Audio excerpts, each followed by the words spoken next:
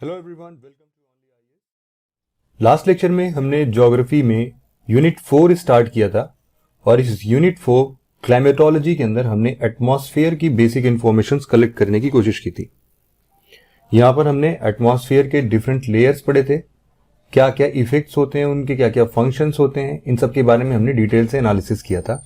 और मैंने आपसे ये भी बोला था कि आपको इस हिसाब से पढ़ना है इस लेक्चर को, जिससे दोबारा इन लेक्चर्स को पढ़ने की जरूरत ना पड़े, क्योंकि ये बहुत ही बेसिक होते हैं और इन पे आप बिना ज्यादा टाइम गंवाए भी अच्छे मार्क्स गेन कर सकते हैं। ये केवल वन टाइम स्टडी होते हैं, ये हमेशा आपके साथ रहेंगे, याद रहते हैं। ठीक है, तो इसके बाद इसी को कंटिन्यू करते हुए क्लाइमेटोलॉजी के अंदर हम आज पूरे अर्थ के ऊपर टेम्परेचर डिस्ट्रीब्यूशन को पढ़ने की कोशिश करेंगे कि आखिरकार हमारा प्लैनेट जो है, अर्थ प्लैनेट, वो क्यों एक हैबिटेबल प्लैनेट बन गया, उसके पीछे एटमॉस्फेयर का क्या रोल रहा है, सन से जो भी रेज आती हैं वो टेम्परेचर को कैसे मेंटेन करती हैं, सरफेस पर जो भी लैंड मासेस होते हैं, मतलब कि जो भी टेरेस्ट्रियल लैंड मासेस हैं, उन टेरेस्ट्रियल लैंड मासेस पे लाइफ कैसे पॉसिबल हो पा रही है। तो इन सब के बारे में आज हम डिटेल से एनालिसिस करेंगे। एक बात आपको यहां पर याद रखने की जरूरत है कि इसके पहले अभी तक हम क्या पढ़ते थे। मान लीजिए कि आज हम पढ़ सरफेस टेम्परेचर का वेरिएशन। ठीक, तो एक बात आपको ये भी याद होगी कि हमने पिछले कुछ क्लासेस में जब हम मॉर्फोलॉजी पढ़ रहे थे, इसका जियोमॉर्फोलॉजी ज्योग्राफी के अंदर, तो जियोमॉर्फोलॉजी में हमने देखा था ना कि अर्थ के इंटीरियर से भी बहुत बार हीट जो होती है, जिसके मैंटल में या फिर इसके कोर की हीट जो होती है, वो बाहर निकल के आती है। बाहर निकल के आती है तो सरफेस पर कहीं ना कहीं तो वो भी टेम्परेचर में हेल्प करेगी ना। टेम्परेचर में तो ये भी ऐड कर रही है ना कि जब अर्थ के अंदर का हीट बाहर निकल के आएगा। लेकिन इन दोनों पॉइंट्स को आपको सेग्रीगेट करके चलना है बिल्कुल। इस पे ध्यान रहे कि आज वाला जो चैप्टर है वो बेसिकली क्लाइमेटोलॉजी पर बेस्ड है, और क्लाइमेटोलॉजी के अंदर भी हम लोग एक्सटर्नल फीचर्स के बारे में बात कर रहे हैं। अर्थ के इंटीरियर से कितनी हीट निकल के बाहर आती है वो वैसे भी बहुत ही माइन्यूट अमाउंट में होती है। उसका अर्थ के लाइफ पर, सॉरी, अर्थ के ऊपर लाइफ पॉसिबल बना पाना वो उतना इंपॉर्टेंट नहीं है, क्योंकि इंटीरियर ऑफ द अर्थ गर्म है अगर अर्थ का, तो वो लाइफ पॉसिबल नहीं बना रही है अर्थ के ऊपर। जो बेसिक फंडामेंटल रीजन है वो है एक तो सन, और सन से भी आप ये समझो कि सन हमारे अर्थ के सामने कितना बड़ा है। अर्थ यहाँ पर आएगा ऐसे, और आप समझो कि कितने रेज निकलते होंगे, और इस रेस का मुश्किल से एक छोटा सा पोर्शन अर्थ के ऊपर आता होगा। इसी छोटे से पोर्शन जो कि अर्थ रिसीव करता है सन से रेडिएशन के फॉर्म में, वही अर्थ के ऊपर टेम्परेचर डिस्ट्रीब्यूशन का एक मेन कारण बनता है। ठीक है, तो इसी बेसिस पर हम आज के पूरे लेक्चर को पढ़ेंगे। मैंने अभी थोड़ा सा आपको ओवरव्यू देने की कोशिश की है, तो चलिए स्टार्ट करते हैं आज का lecture. Temperature distribution of earth, इसके बारे में हम पढ़ रहे हैं। सबसे पहले हम देखें कि आखिरकार अर्थ जो है उसके ऊपर टेम्परेचर डिस्ट्रीब्यूशन कैसे होता है। तो जैसा कि मैंने आपको ऑलरेडी ब्रीफ किया कि सन जो है वो अपने हिसाब से अल्टीमेट सोर्स ऑफ हीट है हमारे अर्थ के ऊपर, और जो भी हीट वो रिसीव करता है हमारा अर्थ, वो कहीं ना कहीं उसके पीछे सन ही रिस्पॉन्सिबल होता है। तो जो भी अलग अलग पैटर्न्स हैं कि सन का रेस कहाँ पर डायरेक्ट पड़ रहा है, कहाँ पर स्लैंट पड़ रहा है, इसके बेसिस पर टेम्परेचर डिस्ट्रीब्यूशन अर्थ के पास होता है। जैसे कि हमें पता है कि ट्रॉपिकल एरियाज जो भी होंगे, उन ट्रॉपिकल एरियाज में सन के डायरेक्ट रेस पड़ते हैं। ठीक, जो भी टॉरिड जोन होंगे वहां पर सन के डायरेक्ट रेज आते हैं। कहां से कहां तक? 23.5 डिग्री नॉर्थ लैटिट्यूड से लेके 23.5 डिग्री साउथ लैटिट्यूड तक, ये जो ट्रॉपिकल रीजन है। अब यहाँ पर बिल्कुल एक्जैक्टली 23.5 डिग्री नहीं होगा, क्योंकि अगर आप इसको मेजर करते हो तो आप देखो सन के रेस थोड़े थोड़े से ऊपर तक भी आए हुए हैं, यहाँ तक भी। तो ओवरऑल अगर हम एक एवरेज लेके चलेंगे यहाँ पर, तो मोर और लेस 30 से 40 डिग्री नॉर्थ लैटिट्यूड से लेकर 30 से 40 डिग्री साउथ लैटिट्यूड तक अगर हम बात करेंगे, तो सन के रेस का यहाँ पर अच्छा खासा प्रभाव पड़ता है। इसीलिए ये रीजन नॉर्मली बाकी के अर्थ के रीजन से गर्म होता है, मतलब यहाँ पर टेम्परेचर जो होते हैं वो थोड़े ज्यादा होते हैं। अब ये एक यूनिवर्सल ट्रुथ नहीं है, क्योंकि इसके अंदर बहुत सारे और भी फैक्टर्स इंक्लूड होंगे, उनके बारे में भी हम आज के लेक्चर में पढ़ेंगे भी। लेकिन एक मोटे तौर पर जो हमें कॉमन आइडिया होना चाहिए कि सन का आखिरकार क्या असर पड़ रहा है हमारे अर्थ पर, वो मैंने आपको यहाँ पर समझाने की कोशिश की है। ठीक है, तो इसके अलावा और कौन कौन से फैक्टर्स रिस्पॉन्सिबल होते हैं, तो यहाँ पर लिखा हुआ है। जैसे कि कुछ विंड सिस्टम होते हैं, विंड कौन से डायरेक्शन में कब ईस्टर्ली फ्लो हो रही है, कब वेस्टर्ली फ्लो हो रही है।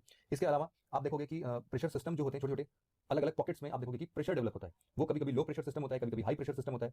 इसके अलावा प्रेसिपिटेशन कितना ज्यादा है, इवोपोरेशन कितना ज्यादा है, केवल इतना ही नहीं बल्कि माउंटेन जैसे स्ट्रक्चर्स यहाँ पर हैं, तो माउंटेन का ऊपर मतलब कि जो रिलीफ फीचर्स हैं यहाँ पे, वो भी एक अपना रोल प्ले करते हैं। ओशियन और लैंड मासेस का क्या डिस्ट्रीब्यूशन रहा है, वो भी अपने आप में एक बड़ा रोल प्ले करता है। इसके अलावा और भी अगर हम कुछ बेसिक की फैक्टर्स की बात करें, तो यहाँ पर सबसे इंपॉर्टेंट इंसुलेशन, इंसुलेशन हमने पढ़ा। उसके बाद हीट एनर्जी जो है किन किन फॉर्म्स में ट्रांसफर होती है, जैसे कि कंडक्शन, कन्वेक्शन, रेडिएशन, ये सब जो हीट ट्रांसफर के फॉर्म्स हैं, उनमें भी अपना एक वे होता है जिसके बेसिस पर अर्थ के ऊपर टेम्परेचर डिस्ट्रीब्यूशन वेरी करता है। इसके अलावा और भी कौन कौन से फैक्टर्स होंगे, तो उसमें से लैटिट्यूडनल हीट बैलेंस, एक हीट बजट हम आज के लेक्चर में पढ़ेंगे। एनुअल टेम्परेचर डिस्ट्रीब्यूशन कैसे होता है, तो इसमें बेसिकली हम लोग जनवरी और जुलाई के बारे में पढ़ेंगे, और इसके अलावा सीजनल टेम्परेचर डिस्ट्रीब्यूशन क्या है, इन सब के बारे में हम पढ़ने की कोशिश करेंगे आज के इस लेक्चर में। ठीक है, सबसे पहला जो टॉपिक है वो है इंसुलेशन। इंसुलेशन का क्या मतलब है, आपको पता होना चाहिए कि अर्थ के ऊपर देखो कितना पार्ट आता है। जैसे कि मैंने बताया कि अर्थ सन के सामने बहुत ही छोटा है, तो इसका 1/2 बिलियन पार्ट जो है सोलर रेडिएशन का, वो हमारे पास आता है। तो यहां पर आप देख रहे होगे कितना छोटा पोर्शन है, मतलब 1/2 बिलियन, बिलियन मतलब यहां पर 9 जीरोस में लिखूंगा। इतना पोर्शन केवल सन का रेडिएशन के फॉर्म में अर्थ तक पहुंचता है। और उसी की वजह से हीट डिस्ट्रीब्यूशन होता है। अब ऐसा क्या इंसुलेशन क्या मतलब होता है, पहले हम ये समझते हैं। देखो, जितना भी अमाउंट ऑफ सोलर एनर्जी हमारे अर्थ पर रिसीव होता है या फिर इंटरसेप्ट होता है, मतलब एब्जॉर्ब हो जाता है, रिसीव करता है, इन सबको हम लोग बोलते हैं इंसुलेशन। सिंपल सी बात है। क्या होता है, कभी कभी जैसे कि मैंने बताया कि अपने मेंटल वाले पोर्शन से भी कुछ हीट बाहर आती है, लेकिन उसको हम कंसीडर नहीं करेंगे यहाँ पर इंसुलेशन में। हम भले ही सरफेस की हीट की बात कर रहे हैं, लेकिन ये जो हीट सरफेस एब्जॉर्ब कर रहा है या फिर उसको रिसीव करके रिफ्लेक्ट कर दे रहा है, इन दोनों ही चीजों को हम इंसुलेशन में काउंट करेंगे। और दोनों ही चीज कहीं पर भी अपने मेंटल के द्वारा जो सरफेस पर हीट पहुंचता है उसको इंक्लूड नहीं करती है। ठीक है, तो इंसुलेशन का मतलब आपको समझ में आ गया। वो अमाउंट ऑफ सोलर एनर्जी जो कि अर्थ का सरफेस सन से रेडिएशन के फॉर्म में रिसीव करता है, उसको हम लोग बोलते हैं इंसुलेशन। अब आप खुद ही समझाओ कि इंसुलेशन ज्यादा कहां पर होगा, आप बताओ, इक्वेटर के पास में कि पोल्स के पास में? ऑब्वियस बात है, जो एनर्जी सोलर एनर्जी कहां पर ज्यादा होगी, हमने देखा था कि सोलर एनर्जी हमेशा अर्थ के इक्वेटर के पास में या फिर ट्रॉपिकल रीजन, टॉरिड रीजन के आसपास में ज्यादा होती है। तो इसलिए इंसुलेशन जो है वो इस रीजन में काफी ज्यादा होगा, और जो भी पोलर रीजन है वहां पर वो पोलर रीजन काफी ठंडा होगा। ठीक है, इतनी बात समझ में आ गई इंसुलेशन की। ओके, आगे बढ़ते हैं। यहां पर आप देखोगे कि क्या होता है, सन से बहुत ही शॉर्ट वेव्स की रेडिएशंस आती हैं। ये हो सकता है कि विजिबल लाइट के वेवलेंथ में हो, इसके अलावा ये दूसरे दूसरे अल्ट्रावायलेट रीजन्स, मतलब इन सब जगहों से आती है। ये अपने आप में, जैसे कि देखो मैं अगर यहाँ पर एक मैंने ये लगाया हुआ है, ठीक है, देखो इलेक्ट्रोमैग्नेटिक स्पेक्ट्रम की अगर हम बात करें तो ये वाले जो भी है ना, ये वेवलेंथ काफी छोटे हैं इनके। और सबसे छोटे वेवलेंथ कौन से हैं? गामा रेज हैं, एक्स रेज हैं, अल्ट्रावायलेट रेज हैं। तो ये सब छोटे वेवलेंथ के हैं। ऑब्वियसली हम जब यहां से अपने अर्थ के सरफेस पर चीजें जब एब्जॉर्ब हो जाती हैं, तो आप इस चीज को समझो कि सन से हमेशा ऐसे अल्ट्रावायलेट जो ये रीजन है। अब अल्ट्रावायलेट रीजन की वेवलेंथ हमने क्या पढ़ा था? देखो यहां पर वेवलेंथ बहुत छोटी है, मतलब अगर हमने ये पढ़ा था जब हम एक बार वेवलेंथ डिस्कस कर रहे थे कि किसी भी एक पोजीशन से लेकर जब इसका वेव वापस से अपने ओरिजिनल पोजीशन पर पहुंचता है, मान लो कि यहां से स्टार्ट हुआ और वापस वहीं पर पहुंच गया, इसके बाद फिर से ऊपर की डायरेक्शन में जाना स्टार्ट कर दिया, जैसे कि यहां जाना स्टार्ट कर रहा था, तो इस डिस्टेंस को हम लोग बोलते हैं वेवलेंथ। और वेव्स इसी ऐसे जिगजैग नेचर में ट्रैवल करता है। अब आप देखो यहाँ पर, देखो कितना स्ट्रांगली जिगजैग है, तो यहाँ पर वेवलेंथ कितना छोटा होगा, छोटा डिस्टेंस का होगा। अब इसका डिस्टेंस कैसे नापते हैं? ये बेसिकली नैनोमीटर्स में होते हैं, बहुत ही छोटा वेवलेंथ। इसके अलावा आप यहाँ पर देखो, ये क्या है, इसका वेवलेंथ और थोड़ा थोड़ा बड़ा हुआ, इसका वेवलेंथ थोड़ा सा और बड़ा हुआ, ऐसे ऐसे करते करते निकलते हुए जा रहे हैं ना। तो इस हिसाब से आप देखोगे कि जब अल्ट्रावायलेट रीजन है तो अल्ट्रावायलेट रीजन का वेवलेंथ लगभग कितना बड़ा है? मुश्किल से एक बैक्टीरिया के बराबर। यहाँ पर जहां पर नैनोमीटर्स के वेवलेंथ, नैनोमीटर के साइज में वेवलेंथ हुआ करती थी गामा रेज तक, अल्ट्रावायलेट तक पहुंचते पहुंचते ये बैक्टीरिया के शेप में पहुंच गई है। और इवन आप विजिबल लाइट को भी लगभग इसी कैटेगरी में रख सकते हो, मतलब मॉलिक्यूल्स या फिर बैक्टीरिया के साइज का। ठीक है, अब इसके बाद क्या होगा कि जब भी वेवलेंथ, मतलब जिस फॉर्म ऑफ रेडिएशन को अर्थ का सरफेस एब्जॉर्ब करता है, वो एब्जॉर्ब करने के बाद जरूरी नहीं है कि वो इसी शॉर्टर वेवलेंथ या फिर स्मॉलर वेवलेंथ वाले इलेक्ट्रोमैग्नेटिक वेव्स को एमिट करें। एब्जॉर्ब करने के बाद अर्थ रिफ्लेक्ट भी तो करेगा ना, तो ये जो भी रिफ्लेक्शन होता है तो ये हमेशा लॉन्गर वेवलेंथ के होते हैं। ठीक है, तो ये जब भी लॉन्गर वेवलेंथ होंगे तो हो सकता है इनका वेवलेंथ बहुत बड़ा होता है। आप समझो कि हमारे और आपके बराबर इनका एक वेवलेंथ होगा कभी कभी, और इवन कभी कभी माउंटेन्स के बराबर भी, बड़े बड़े माउंटेन्स के बराबर भी इनका एक वेवलेंथ हो सकता है, मतलब कि किलोमीटर्स में भी वेवलेंथ हो सकते हैं। नैनोमीटर से स्टार्ट होकर किलोमीटर तक की वेवलेंथ में ये सारे इलेक्ट्रोमैग्नेटिक स्पेक्ट्रम्स को हम देखते हैं। ये हमेशा आपको ये चार्ट याद रहे। ठीक है, आप इस तरीके से इसको समराइज कर सकते हो, GXUVIMR। अब इसको आप किसी भी तरीके से थोड़ा सा दिमाग में अपने बैठा के 3-4 बार 5 बार 10 बार पढ़ लोगे तो ये जो भी वर्ड्स हैं ये आपको याद हो जाएंगे। ठीक है, ओके। तो हम ये पढ़ रहे थे कि अर्थ में क्या होता है कि शॉर्ट वेवलेंथ के रेडिएशन या फिर शॉर्ट वेवलेंथ के वेव्स अर्थ उनको रिसीव करती है, अल्ट्रावायलेट या विजिबल रीजन के जो भी वेवलेंथ होते हैं, और उनको वापस करती है नियर अबाउट लॉन्ग वेवलेंथ में। और जब ये लॉन्ग वेवलेंथ होती है तो मोर और लेस बहुत ज्यादा चेंज नहीं होता कि रेडियो वेव्स में पहुंच गई, ये नियरली इंफ्रारेड वाले रीजन में ही ये इनको एमिट करती है। अब इससे होता क्या है, इससे हम अभी आगे चल के जब अपने अर्थ के ऊपर के एनर्जी बजट को पढ़ेंगे तब इस चीज को, इन स्लाइड को हम वापस से पढ़ेंगे। लेकिन यहाँ पर केवल इतनी बातें समझने की है कि अर्थ के सरफेस पर देखो जो भी रेडिएशन यहाँ से आ रही हैं वो हमेशा शॉर्टर वेवलेंथ की होंगी, और जो भी अर्थ के बाद एमिट हो रही हैं ये हमेशा लॉन्गर वेवलेंथ की होगी। शॉर्टर वेवलेंथ में हमने क्या पढ़ा, या तो अल्ट्रावायलेट रेज होगी या तो विजिबल रेज होगी, और जब भी ये रेडिएशंस एमिट होंगी तो ये रेडिएशंस होंगी इंफ्रारेड। ठीक है, इतनी बात क्लियर हो गई? ओके। अब किन किन तरीकों से हीट ट्रांसफर होता है एक बार उनको पढ़ते हैं। इंसुलेशन हमने पढ़ लिया अच्छे तरीके से। 3 मैकेनिज्म्स हैं ओवरऑल, एक होता है रेडिएशन, एक होता है कंडक्शन और एक होता है कन्वेक्शन। रेडिएशन का क्या मतलब है, किसी भी दो बॉडी के बीच में अगर हीट ट्रांसफर हो रही है तो इनके आपस में कोई भी फिजिकल कॉन्टैक्ट नहीं होगा। ठीक है, ये दूर से ही अगर एक बॉडी हीटेड है, काफी गर्म है, और दूसरी बॉडी ठंडी है, तो अगर इस चीज को हीट ट्रांसफर कर दी जाए तो ये रेडिएशन के फॉर्म में होता है। जैसे कि एग्जांपल के तौर पे आप देखो कि ठंड का सीजन आ रहा है और आप लोग क्या करते हो, अलाव जलाते हो, तो अलाव जलाने के पास पास क्या आप लोग कभी भी आग को टच करते हो? दूर से बैठ के ही आप अपने शरीर को गर्म कर लेते हो। तो ये जो एक सिलसिला, मतलब ये जो एक प्रोसेस है, ये आप अपनी बॉडी को कैसे गर्म कर रहे हो? अलाव के पास बैठ के आप इसको रेडिएशन के फॉर्म में अपने शरीर, क्योंकि कोई भी डायरेक्टली फिजिकल कॉन्टैक्ट नहीं है। इसी तरीके से क्या होता है, एक होता है कंडक्शन। कंडक्शन का क्या मतलब है कि यहां से हीट ट्रांसफर की बात हो, तो हीट ट्रांसफर बेसिकली अगर ऐसा हो कि मॉलिक्यूल्स यहां पर जो भी मान लो एक ऑब्जेक्ट है, हो सकता है कि फ्रिक्शन की वजह से, या फिर हो सकता है कि एक मॉलिक्यूल्स अपने ही प्लेस पर वाइब्रेट करना स्टार्ट कर दे, इससे कुछ एनर्जी जनरेट हो। और अगर इस साइड को मान लो एक मेटेलिक रॉड है, इस मेटेलिक रॉड को अगर हम गर्म करना स्टार्ट करें यहां से, मान लो कि यहां से लाइटर से हमने जलाना स्टार्ट किया, या फिर अभी छोटा सा फ्लेम ले लें हम यहां पर, क्योंकि केमिस्ट्री लैब में फ्लेम होते थे ना हमारे स्कूल्स में, तो उस फ्लेम से एक रॉड को जलाना स्टार्ट करेंगे तो देखेंगे थोड़ी देर बाद हीट यहां तक पहुंच गई है, इस रॉड के एंड में भी पहुंच गई। या फिर सबसे नॉर्मल लाइफस्टाइल में हम ये भी देख सकते हैं कि हम जब भी क्या करते हैं, अच्छा एग्जांपल अभी मैं एक और ले लेता हूं, एक एग्जांपल आप इसको भी दे सकते हो कंडक्शन का, कि अभी तो आप अलाव के पास बैठ के अपने शरीर को गर्म कर रहे थे, लेकिन अगर अभी आप अपने दोनों हाथों को एक दूसरे के अगेंस्ट तेज से रगड़ो तो भी गर्म हो जाता है। वो क्यों हो रहा है? वो होता है प्रोसेस कंडक्शन का। ठीक है, फ्रिक्शन के कारण या फिर मॉलिक्यूल्स के वाइब्रेट करने के कारण जो हीट डेवलप हो रही थी वो क्या होते हैं, कंडक्शन। और बेसिकली जो भी आयरन या फिर दूसरे मेटेलिक बॉडीज होते हैं उनमें कंडक्शन के प्रोसेस के साथ ही ऐसे हीट ट्रांसफर होता है। मतलब कि हमेशा जैसे पानी है या फिर मतलब ऐसी चीजें जहां पर थोड़ी डेंसिटी ज्यादा हो वैसे, और नॉर्मली गुड कंडक्टर्स वही होते हैं जिसमें हीट इतनी तेजी से ट्रांसफर हो जाए, उनको गुड कंडक्टर्स कहते हैं। और जैसे एयर है, एयर हमारे लिए एक बैड कंडक्टर काम करती है क्योंकि यहाँ पर कंडक्शन हो नहीं पाता है। आप समझो कि अगर ऐसा होगा क्या कि अगर हवा में आप एक जगह एक अपने रूम के कोने में एक छोटी सी दियली जला दो, दियली इन द सेंस की जो छोटी सी दिया होता है ना, दिया, उस दिया को जला दो, तो क्या आप रूम के दूसरे कोने पर इस दिया के द्वारा हीट जो भी है वो देख सकते हो क्या? आपको गर्म महसूस होगा? नहीं होगा। क्यों? क्योंकि एयर बहुत ही बैड कंडक्टर है, इसीलिए तो इसका बहुत सारा यूज भी हम करते हैं। आप देखोगे कि जो भी ठंड वाली कंट्रीज होती है जहां पर टेम्परेचर -30 चला जाता है, जैसे यूएसए के बहुत सारी कंट्रीज हैं, इवन साइबेरिया वाला जो एक रीजन है, या फिर ग्रीनलैंड, आइसलैंड, इन सब जगहों पर जहां पर ठंडियां काफी ज्यादा होती हैं, इन सब जगहों पर आप देखोगे कि यूजुअली जो भी इनके विंडोज होते हैं वो विंडोज हमारे डबल विंडोज होते हैं, और इन दो विंडोज के बीच में क्या होता है? बैड कंडक्टर के नेचर में एयर भर देते हैं, मतलब इन दो विंडोज के बीच में एयर होता है। इवन आप देखो रजाइयां जो होती हैं वो हमें गर्म क्यों करती हैं? क्योंकि जो भी उसके अंदर कॉटन होते हैं ना, वो कॉटन तो बैड कंडक्टर ऑफ हीट है ही है, उस कॉटन के अंदर एयर स्पेसेस होते हैं बहुत सारे, जो कि अपने आप में भी एक गर्म, या फिर सॉरी एक क्या बोल सकते हैं कि जो हीट को ट्रांसफर नहीं होने देती, मतलब हमारी बॉडी जितनी भी हीट जनरेट करती है उसको एटमॉस्फेयर तक नहीं जाने देती, और एटमॉस्फेयर की ठंड हमारी बॉडी तक नहीं पहुंच पाती है। और भी बहुत सारी एग्जांपल्स आप यहाँ पर देख सकते हो कंडक्शन का। अब देखो कन्वेक्शन की क्या बात है। कन्वेक्शन का मतलब है कि अगर एक जगह से कोई बॉडी उठ के दूसरे जगह चली जाए, ठीक, और फिर यहाँ वाले हीट को यहाँ पर ट्रांसफर करे, मतलब एक एक्चुअल मोशन हो किसी चीज का और फिर जाके वो हीट ट्रांसफर हो, तब हम उस प्रोसेस को कन्वेक्शन कहते हैं। जैसे कि अगर आप बिल्कुल सुबह सुबह उठ के अगर एक ग्लास ल्यूक वार्म वाटर पीते हो, तो आप देखो कि आपको बिल्कुल ट्रैवल होते हुए दिखता है ना, कि किस हिसाब से आपके फूड पाइप में कैसे वो पानी गरम गरम पहुंच रहा है। तो उस चीजों में क्या होगा कि वो कन्वेक्शन होगा। इवन जब अभी हम अर्थ को पढ़ रहे थे तो अर्थ में हम क्या पढ़ते थे कि अर्थ के अंदर की जो भी हीट है वो कन्वेक्शन करंट बनाती है। कन्वेक्शन करंट का क्या मतलब था कि यहां से मेंटल जो है वो फिजिकली ऊपर तक जाता था और धक्का देता था, तब जाके लिथोस्फीयर में ब्रेक होता था। तो मतलब क्या है, कन्वेक्शन, कंडक्शन, रेडिएशन, ये आपको अच्छी तरीके से समझ में आ गया होगा। यहाँ पर कुछ और भी फॉर्म्स में यहाँ पर लिखे हुए हैं। इलेक्ट्रोमैग्नेटिक वेव्स जो होते हैं बेसिकली कंडक्शन के फॉर्म में होते हैं। आप अगर एक पैन ऑफ वाटर को गर्म करते हो तो यहाँ पर आप तीनों को देख सकते हो। देखो क्या है, यहाँ पे जो अगल बगल आपके हाथ में आंच पहुंच रहा है ये रेडिएशन के फॉर्म में होगा। जब आप मेटेलिक हैंडल से आप जब देखते हो कि कुछ देर बाद ये हैंडल भी धीरे धीरे गर्म होने लगा है, तो उसके पीछे क्या रीजन होगा कि जो भी हीट ये मेटल का जो वेसल है ये पा रहा है, ये कंडक्शन के प्रोसेस से धीरे धीरे मॉलिक्यूल्स वाइब्रेट होते गए और हीट अब जो है वो आपके हाथों में पकड़े हुए इस हैंडल तक पहुंच गई। इसके अलावा कन्वेक्शन, जो भी पानी आप उबाल कर रहे हो तो ये पानी नीचे वाले मॉलिक्यूल्स पहले गर्म होते हैं और फिर वो ऊपर पहुंच जाते हैं, फिर ऊपर के ठंडे वाले इंटर्न नीचे आते हैं, फिर ये भी गर्म होते हैं और ये ऊपर जाते हैं। तो ये जो एक कन्वेक्शन सेल बन रहा है यहाँ पर भी, उसको भी हम कन्वेक्शन बोल सकते हैं। कन्वेक्शन के प्रोसेस से पानी गर्म होता है। एक और यहाँ पर भी सेम चीज लिखी गई है जो भी मैंने आपको समझाई है, ठीक है, समझ में आ गया कैसे हीट ट्रांसफर होते हैं। अब हम पढ़ते हैं कि कौन कौन से फैक्टर्स हैं जो कि हमारे अर्थ के ऊपर टेंपरेचर डिस्ट्रीब्यूशन में कंट्रीब्यूट करते हैं। तो इसमें क्या होता है, देखो एंगल ऑफ इंसिडेंस है एक तो, या फिर सन रेज कितना इंक्लाइंड वे में पहुंचता है, कहां पर डायरेक्ट रेज आती है, कहां पर इंक्लाइंड रेज आती है, और भी मैंने आपको समझाई है, ठीक है।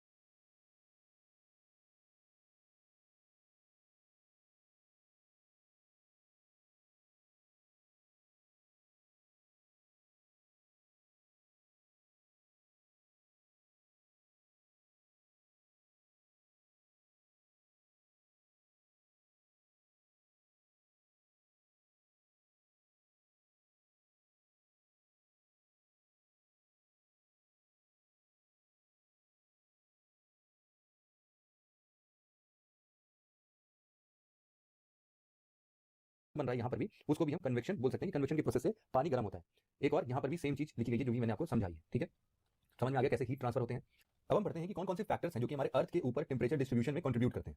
तो इसमें क्या होता है, देखो एंगल ऑफ इंसिडेंस है एक तो, या फिर सन रेज कितना इंक्लाइंड वे में पहुंचता है, कहां पर डायरेक्ट रेज आती है, कहां पर इंक्लाइंड रेज आती है, और फिर इसके अलावा और कौन कौन से हैं कि सनशाइन कितने ड्यूरेशन के लिए होता है, फिर एटमॉस्फेयर में कितनी ट्रांसपेरेंसी, ऐसा तो नहीं कि डस्ट पार्टिकल्स बहुत ज्यादा हैं, पोल्यूशन बहुत ज्यादा है, बादल बहुत ज्यादा बन रहे हैं, लैंड सी डिफरेंशियल कितना अमाउंट में लैंड सर्फेस है, कितने अमाउंट में वाटर का सर्फेस है, इसके बेसिस पर प्रिवेलिंग विंड्स, कौन से विंड उस पर्टिकुलर टाइम पे बह रहे हैं, उससे भी टेंपरेचर के वेरिएशंस को हम पकड़ सकते हैं। एस्पेक्ट ऑफ स्लोप, स्लोप में क्या होगा कि माउंटेन्स एरिया जैसे, तो यहाँ पर देखोगे कि इनका स्लोप ऐसा होगा कि जो कि अर्थ सन के डायरेक्ट रेज को रिसीव कर पाएगा।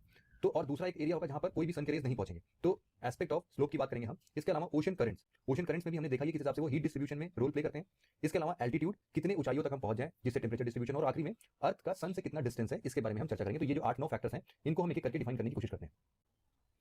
बात करते हैं सबसे पहले फैक्टर की, ड्यूरेशन ऑफ सनशाइन की। तो ड्यूरेशन ऑफ सनशाइन का क्या मतलब है, कितने देर तक धूप हमारे ऊपर आया है, कितने देर तक सूरज या सन जो है वो हमारे सिर के ऊपर रहा है। और हमें भी पता है कि जैसे ये इक्वेटर का लाइन है, मान लो कि हम यहाँ से एक इक्वेटर लाइन को ड्रॉ करते हैं, तो इस इक्वेटर के पास में आप क्या देखोगे कि जो भी रीजंस हैं वो उसके ऊपर और नीचे ज्यादा है, मतलब टेंपरेचर ज्यादा है। क्यों ऐसा हो रहा है, मैं भी इसका रीजन बताना चाहता हूँ। देखो सन रेज जो है ना वो इक्वेटर के पास क्या होगा, 12 आवर ड्यूरेशन में वेरी करेगा, 12 घंटे दिन होगा, 12 घंटे रात होगा। लेकिन जो ट्रॉपिकल रीजन है, जब सन जो है मैक्सिमम टाइम पर यहाँ पर ट्रॉपिकल रीजन के पास में ही तो रहेगा, मतलब इस वे में सबसे पहले सबसे इंपॉर्टेंट आप कहां देख रहे हो, ट्रॉपिकल रीजन, मतलब ये देखो सबसे ज्यादा टेम्परेचर यहाँ पर है और आप यहीं से लगभग ट्रॉपिक ऑफ कैंसर गुजरते हुए देखते भी हो। तो ये तो ट्रॉपिक ऑफ कैंसर एक यहाँ पर है और एक यहाँ पर ट्रॉपिक ऑफ कैप्रिकॉर्न चलता है। तो आप देखो ट्रॉपिक ऑफ कैंसर और ट्रॉपिक ऑफ कैप्रिकॉर्न के पास में सनशाइन सबसे ज्यादा देर तक होती है और डायरेक्ट रेज भी सबसे ज्यादा देर तक पड़ती है। तो इसके चलते आप देखो कि दिन में कभी कभी क्या होता है 16-16 घंटे आपका दिन ही रहता है, सूरज चमकता रहता है। तो इसके बेसिस पर आप सीजन टू सीजन वेरिएशन देख सकते हो कि किस हिसाब से गर्मियों के दिन में ये जो सनशाइन का ड्यूरेशन है वो बढ़ जाता है, ठंडियों के दिन में सनशाइन का ड्यूरेशन कम हो जाता है। तो उसके बेसिस पर जो ओवरऑल साल भर का हीट रिसीव हुआ है, टेम्परेचर वेरी हुआ है, वो कुछ इस डायग्राम में डिपिक्ट करने की बात है। तो मतलब one of the major factor कौन सा है, ड्यूरेशन ऑफ सनशाइन। इसके अलावा दूसरा फैक्टर है ट्रांसपेरेंसी ऑफ एटमॉस्फेयर। कहीं ऐसा तो नहीं कि एटमॉस्फेयर में कुछ एरोसोल्स के पार्टिकल, एरोसोल्स मतलब क्या, आप एरोसोल को कैसे समझते हो, लास्ट लेक्चर में हमने डिस्क्राइब किया था। ये जो छोटे छोटे सॉलिड पार्टिकल्स होते हैं या फिर लिक्विड के पार्टिकल्स होते हैं जो कि एटमॉस्फेयर में सस्पेंडेड होते हैं, उनको हम लोग एरोसोल बोलते हैं। अब यहाँ पर स्मोक भी हो सकता है या फिर लिक्विड के ड्रॉपलेट्स भी हो सकते हैं। तो जैसे एरोसोल्स को आप और कैसे समझ सकते हो, आप समझो कि जब आप कहीं बाहर जाते हो तो ऑब्वियस सी बात है आप डिओ या परफ्यूम लगाते हो ना, तो परफ्यूम का ये जो बॉटल है, ये परफ्यूम का बॉटल जिस हिसाब से वो छोटे छोटे ड्रॉपलेट्स स्प्रे करता है वो भी एक फॉर्म ऑफ एरोसोल ही है, ठीक है, वो वाटर वाला या फिर लिक्विड वाला एरोसोल है। इसके अलावा अगर डस्ट पार्टिकल जैसे कि रेगिस्तान के आसपास में या फिर ऐसी जगह जहां पर डस्ट बहुत ज्यादा है, वाटर वेपर काफी ज्यादा है, क्लाउड फॉर्मेशन बहुत ज्यादा हो रही है, तो क्या होगा कि एटमॉस्फेयर की ट्रांसपेरेंसी अफेक्ट होगी। जब ट्रांसपेरेंसी अफेक्ट होती है तो इसके बेसिस पर जो सन रेज डायरेक्टली अर्थ तक पहुंचना चाहिए था वो इन सब जगहों से ट्रैप हो जाता है। अब होता यूं है, हमने क्या पढ़ा अभी कि वेवलेंथ जो है उसका साइज कैसे हमने पढ़ा था कि मॉलिक्यूल्स के साइज के बराबर कभी कभी क्या होता है, जो भी यूवी रेज होते हैं या फिर विजिबल रेज होते हैं, उनका अगर हम कंपेयर करेंगे कि हमारे एटमॉस्फेयर में जो भी गैस पार्टिकल्स प्रेजेंट होते हैं उनका साइज क्या है। तो अगर ऐसा हुआ कि इनकी जो भी वेवलेंथ है, इनके रेडिएशन की जो भी यूवी रेज या फिर आती हैं, तो अगर इनके रेडिएशन जो है वो कुछ पार्टिकल्स जो कि एटमॉस्फेयर में सस्पेंडेड हैं उनके रेडियस से अगर ज्यादा हो गई तो क्या होगा, स्कैटरिंग होगा। स्कैटरिंग का क्या मतलब है, आप मानो कि अगर ये एक मॉलिक्यूल का साइज था और एक वेवलेंथ जो भी आ रही थी उस वेवलेंथ का जो भी लेंथ था वो ज्यादा था। कितना ज्यादा है, आप सोचो कि यहां से यहां तक है और इसकी रेडियस कितनी है, बस इतनी सी है। तो ऑब्वियस बात है कि ये ज्यादा होगा ना इससे। तो इसीलिए ऐसा ऐसा केस बता रहा हूं कि जब वेवलेंथ जिस पार्टिकल से होकर गुजरने वाले गैस मॉलिक्यूल्स जो भी हैं आप उससे होकर गुजरते हैं और अगर उनके रेडियस इनके वेवलेंथ से कम होते हैं तो ये लाइट को स्कैटर कर देते हैं। मतलब कि अगर इनके ऊपर एक लाइट ऐसे पड़ी तो ये पड़ने के बाद स्कैटर हो गई, इधर उधर भाग गई सारी जगहों पर। अच्छा, अब ये दूसरा कंडीशन और बनता है कि अगर मान लो कि इस वेवलेंथ छोटी पड़ जाए, मान लो कि एक सामने बड़ा पार्टिकल मिल गया, मान लो डस्ट का पार्टिकल है, तो डस्ट के पार्टिकल से तो ये वेवलेंथ छोटी हो जाएगी। तो अब क्या होगा कि जब ये वाली वेव यहां से सामने की जाएगी तो ये टकरा के रिफ्लेक्ट हो जाएगी, टोटल रिफ्लेक्शन हो जाता है। तो ये कब हो रहा है कि जब वेव का वेवलेंथ आपके इंटरसेप्ट करने वाले या फिर टकराने वाले ऑब्स्ट्रक्ट करने वाले पार्टिकल के रेडियस से कम हो, ठीक है, तो इस केस में रिफ्लेक्ट हो जाता है। और तीसरा कंडीशन ये बनता है कि थोड़ा सा और हो कि जब क्या हो कि नॉर्मली कुछ ऐसे मॉलिक्यूल्स मिल जाएं जैसे कि फॉर एग्जांपल हमने क्या पढ़ा था लास्ट लेक्चर में भी पढ़ा था, जैसे कार्बन डाइऑक्साइड है या फिर वाटर वेपर है। तो इन सब जगहों पर आप क्या देखोगे कि जब भी वाटर वेपर है, एयर फॉर्म में कार्बन डाइऑक्साइड है, तो इन लोग का टेंडेंसी होता है कि वो हीट को ऑब्जर्व करते हैं, sorry observe in the sense absorb करते हैं, सॉरी। तो ये जब ऑब्स्ट्रक्ट करने के लिए एब्जॉर्ब कर लेते हैं तो सोलर रेडिएशन जो भी होती है इनके अंदर ट्रैप हो जाती है, ठीक है। तो ये तीन कंडीशन है, एक तो स्कैटरिंग होगी, एक रिफ्लेक्शन होगा और एक क्या होगा, एब्जॉर्प्शन। तो इन तीन फिनोमेना से एटमॉस्फेयर की ट्रांसपेरेंसी वेरी करती है। तो जब भी आप एटमॉस्फेयर की ट्रांसपेरेंसी को लिखो तो इन तीन फैक्टर्स को लिखो, इसके बेसिस पर बताओ कि ज्यादातर लाइट जो अर्थ रिसीव करता है ना वो स्कैटर हो जाता है। मतलब पहले वाला कंडीशन सबसे ज्यादा देखने को मिलता है। यहां पर एक और जो अगला फैक्टर आता है वो है लैंड सी डिफरेंशियल। यहां पर एक और फैक्टर यहां पर जो कि लिखा हुआ है क्लाउड्स का। जितना ज्यादा क्लाउड फॉर्मेशन होगा, मतलब वाटर वेपर देखो जितना ज्यादा होगा ना वो उतना ही हीट एब्जॉर्ब करेगा और उस एब्जॉर्प्शन के बाद अगर वो हीट से ऊपर तक जाता है तो यही हीट से जब वापस में कंडेंस होकर यही क्लाउड बना देता है। तो इसीलिए क्लाउड फॉर्मेशन, और आप देखो क्लाउड से भी कभी क्या होता है, धूप आती भी रहती है तो अगर बीच में बादल पड़ जाता है तो इसकी परछाई नीचे पड़ती है और हीट डायरेक्टली नहीं पहुंच पाती है अर्थ के सर्फेस पे। तो एटमॉस्फेयर की ट्रांसपेरेंसी बादल भी या फिर क्लाउड्स जो है वो भी अफेक्ट करती है। इसके अलावा लैंड सी डिफरेंशियल क्या होता है, एक टर्म है अल्बिडो, जिसके बारे में हमने ऑलरेडी किसी न किसी लेक्चर्स में जरूर डिस्कस किया था। अल्बिडो क्या होता है कि अमाउंट ऑफ एनर्जी या फिर amount of radiation that is reflected back to the atmosphere. अब आप देखो जो जितनी चमकीली वस्तु होगी वो उतना तेजी से लाइट को रिफ्लेक्ट कर देगी। जैसे कि मिरर है, तो आप देखो मिरर से जब भी आप कभी ऐसा हो पाता है कि आप मिरर के अंदर सन को देख लो, क्यों, क्योंकि रिफ्लेक्शन बहुत ही ज्यादा होता है। मतलब आप ये तो यूं कहना हो गया कि जितना तेज सन चमकता है उतना ही तेज अगर आप मिरर के अंदर से देखते हो तो भी सन उतना ही तेज चमकता है, हम देख नहीं पाते हैं। बचपन में हम शरारत भी करते थे ना कि वॉच के ग्लास से लोगों के ऊपर शीशे से वो चमकाया करते थे। वो क्यों था, वो इसलिए था क्योंकि उस ग्लास का अल्बिडो जो है ना वो अल्बिडो बहुत ही ज्यादा होता है। इसी तरीके से आप देखो अगर ग्लेशियर्स की बात करो, जो ऐसे बर्फ हैं जो कि व्हाइट कलर के हैं और वो भी लाइट के अमाउंट को बहुत अच्छी तरीके से रिफ्लेक्ट कर सकते हैं। तो एक्चुअल में होता क्या है कि जो भी अल्बिडो लैंड का है वो वाटर बॉडी से कहीं ज्यादा हो जाता है। और इसके पीछे एक मेजर रीजन ये भी है क्योंकि लैंड के पास ही आपको ऐसे जमे हुए आइस या फिर ग्लेशियर्स देखने को मिलते हैं जो कि लाइट को बहुत तेजी से रिफ्लेक्ट करते हैं। तो आप समझो कि जो जितनी तेजी से रिफ्लेक्शन हो जाएगा, एब्जॉर्प्शन कम होगा हीट का, तो उस केसेस में हीट जो है वो वहां पर उतना ज्यादा इफेक्ट नहीं कर पाएगी। आप देखो एक बहुत बार क्या होता है कि लोग अपने छतों पर गर्मियां ना आए इसलिए अपने छत पर व्हाइट कलर के टाइल्स लगा देते हैं। तो ये जो व्हाइट कलर के टाइल्स लगते हैं ये क्या करते हैं, ये एक्चुअल में अपनी छत का एल्बिडो बढ़ाने की कोशिश कर रहे हैं। तो व्हाइट टाइल्स लगाने से रिफ्लेक्शन तेजी से हो जाएगा, मतलब जो भी रेज यहाँ से आ रही है वो सबकी सब रिफ्लेक्ट हो जाएंगी और एब्जॉर्प्शन हो नहीं पाएगा। तो इसके लिए जो भी इसके नीचे का तल होगा वो तल ठंडा रहेगा, ठीक। तो एल्बिडो की बात होगी कि लैंड सी डिफरेंशियल से एल्बिडो आता है। वो एल्बिडो इस हिसाब से है कि अगर जमीन है मतलब कि टेरेस्ट्रियल लैंड फॉर्म है तो यहाँ पर रिफ्लेक्शन ज्यादा होता है, इसलिए एल्बिडो लैंड का ज्यादा होता है वाटर के कंपेरिजन में। अब यहाँ पर जो भी स्नोज होते हैं ना, बर्फ वगैरह जो भी होते हैं, इनका इंसुलेशन या फिर एल्बिडो की बात करें तो ये 70 to 90% होते हैं। मतलब कि ये 70-90% रिफ्लेक्ट कर देते हैं। बस बचे हुए 10% से लेकर 30% तक की हीट को ही ये एब्जॉर्ब कर पाते हैं। उसमें से भी बहुत सारी चीजों को तो रिफ्लेक्ट कर देते हैं, ऑब्वियस बात है। तो ये बहुत कम है।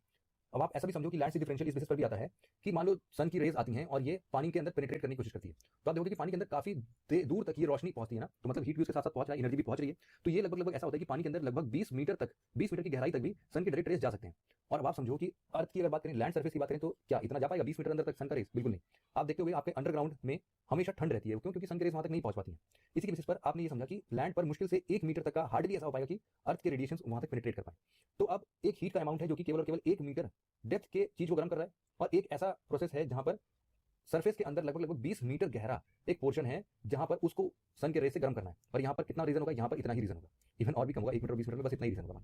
अब आप बताओ कौन जल्दी गर्म होगा? ऑब्वियसली बात है ना, ये वाला जल्दी गर्म हो जाएगा, क्योंकि इसको कम चीज गर्म करनी है, इसको बहुत ज्यादा चीजें गर्म करनी है, इसलिए काफी देर से गर्म होगा। तो इसलिए तो हम ये भी बोलते हैं ना कि स्पेसिफिक हीट कैपेसिटी जो वाटर की है, वो हीट कैपेसिटी पानी की कहीं ज्यादा है जमीन से चलते। तो इसलिए क्या होता है कि जो भी लैंड सर्फेस है वो जल्दी तेजी से गर्म हो जाता है, तेजी से ठंडा हो जाता है, और जो भी ओशन है वो देर से गर्म होता है और देर से ठंडा होता है। तो इस बेसिस पर भी लैंड सी डिफरेंशियल, जहां पर लैंड ज्यादा होगा वहां पर टेम्परेचर ज्यादा देखने को मिलेगा। क्यों? क्योंकि एब्जॉर्प्शन ऑफ हीट यहाँ पर फास्टर रेट में होता है। तो इसलिए लैंड सी डिफरेंशियल भी एक मेजर फैक्टर बनता है, जिसकी वजह पर हम लोग टेम्परेचर डिस्ट्रीब्यूशन को देख सकते हैं।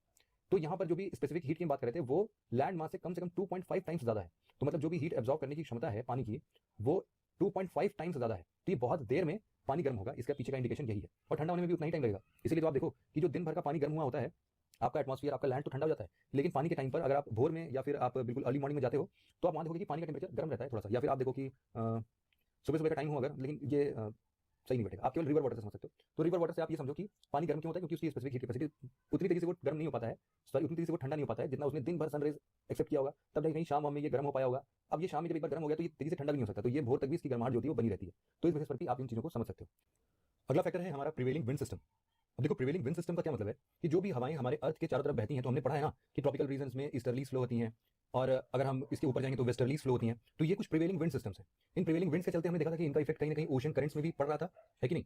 तो उस ओशन करंट का जो विंड सिस्टम है, या फिर जो भी ओवरऑल प्रिवेलिंग विंड सिस्टम है हमारे अर्थ के चारों तरफ, उसके चलते भी हीट बैलेंस होता है। एक तो हमने ओशन करंट, अभी वो तो हम आगे पढ़ लेंगे। प्रिवेलिंग विंड पे अगर हम फोकस करें तो आप देखो कि जैसे जैसे हम लैटिट्यूड चेंज करते हैं, लैटिट्यूड मतलब क्या? हॉरिजॉन्टल लाइंस जो भी हैं, अगर हम जैसे जैसे ये हॉरिजॉन्टल लाइंस पर आगे आगे बढ़ते जाते हैं, उस हिसाब से आप देखोगे कि कहां से कहां तक विंड ट्रांसफर होती है, उसके ऊपर भी ये हम हीट वेरिएशन दिखा सकते हैं। क्यों? क्योंकि आप देखो कि हीट जहां से ट्रांसफर हो रही है, हो सकता है कि लैंड मास से ओशन की तरफ ट्रांसफर हो, या फिर ओशन से लैंड की तरफ ट्रांसफर हो। ये किसके ऊपर डिपेंडेंट होगा? कि उस वाले रीजन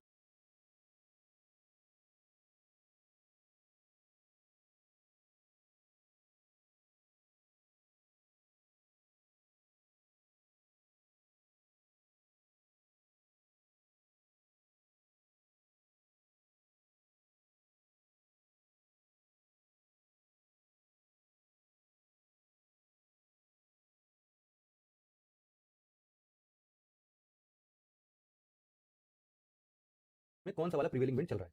सिंपल सा है।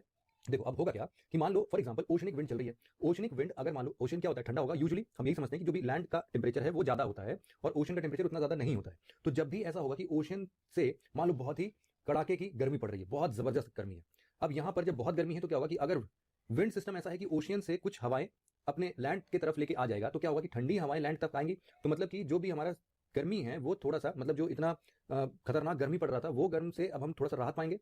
तो ये एक तरीके का हीट बैलेंसिंग काम हुआ। दूसरा आप ये समझो कि अगर कभी ऐसा पड़ता है कि ठंड बहुत ज्यादा है, तो आप देखोगे कि लैंड पर ठंड भी बहुत ज्यादा पड़ता है। तो उस केस में भी वाटर से अगर ऐसे ही ओशनिक विंड सिस्टम चलता है तो ये भी एक माइल्ड विंटर बनाएगा, मतलब उतना कड़ाके की ठंड यहाँ पर पड़ेगी नहीं।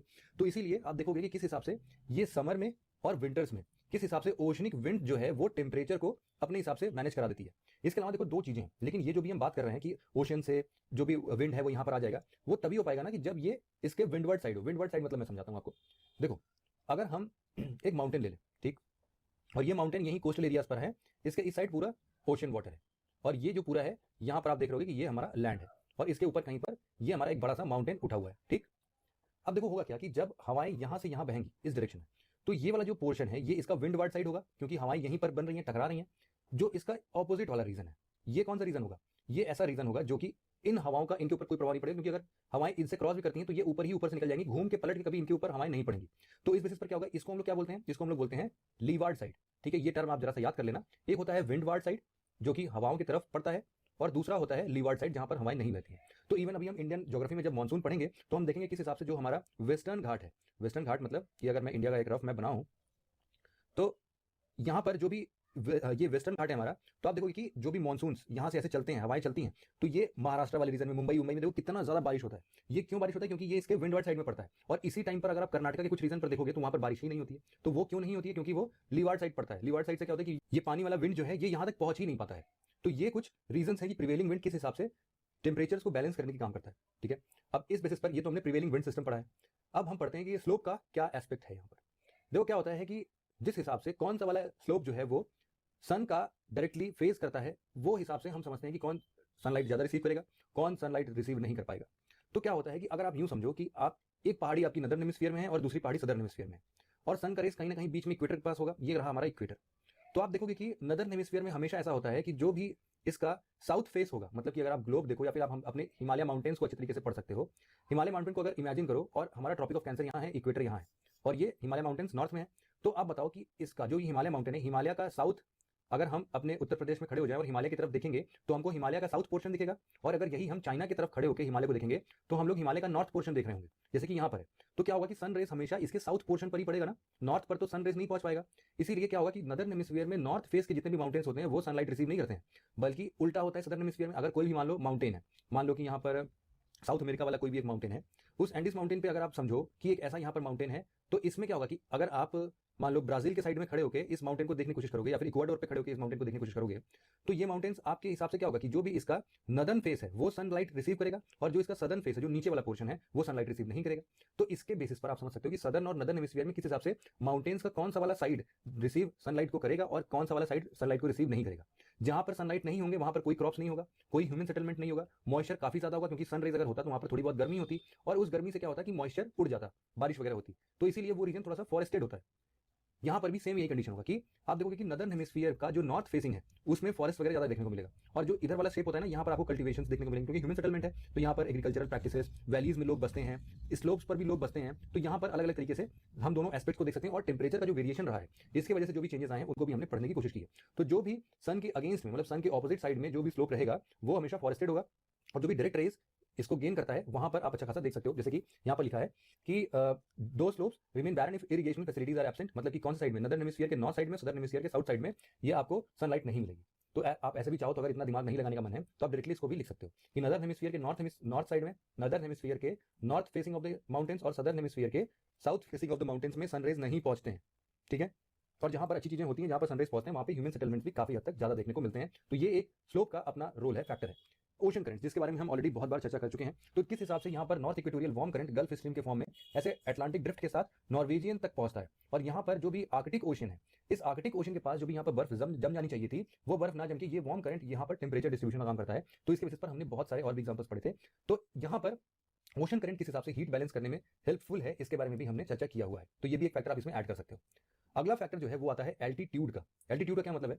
जिस हिसाब से, एल्टीट्यूड मतलब सिंपली हाइट होता है।